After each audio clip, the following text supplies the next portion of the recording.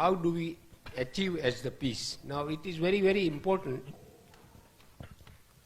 that is, in 1981, United Nations General Assembly declared 3rd Tuesday of September as International Day of Peace.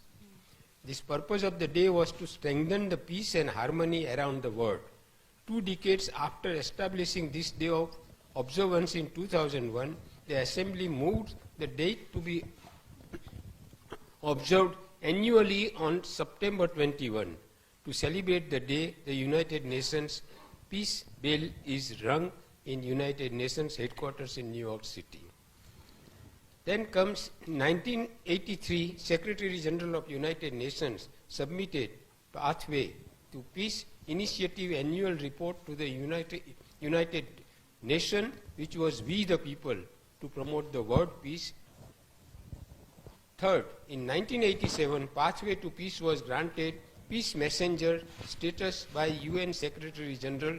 The continuous efforts have been taken for regulating the word peace. Nobel laureate Martin Luther King Jr.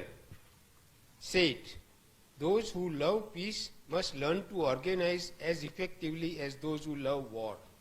Life is better in a world where peace exists, and today we look to those who have been peacemakers and peacekeepers to learn what can be done by each one of us." The Nobel Peace Award was one of the initiatives taken in support of promoting world peace. In 1901, the first Nobel Peace Prize was awarded to Frenchman Frédéric Passy and Swiss Jean-Henri Dunant, the person who has done the most and the best work for fraternity between the nations and the abolition or reduction of the standing armies and the formation and spreading of peace. United Peace Day theme of 2022 is End Racism, Build Peace. Social structures, standards of living are still tainted by racism. It still serves as a major contributor to enduring inequality, and it keeps denying people their basic human rights. It destabilizes communities, threatens democracies, weakens the authority of governments.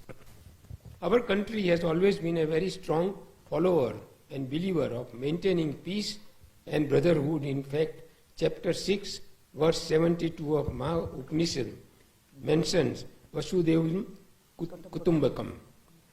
That is, the whole world is a single family. Its traces can also be seen in speech given in September 11, 1893 at Chicago, where Swami Vivekananda began his inspiring speech with sisters and brothers of America, restoring peace and harmony in the world.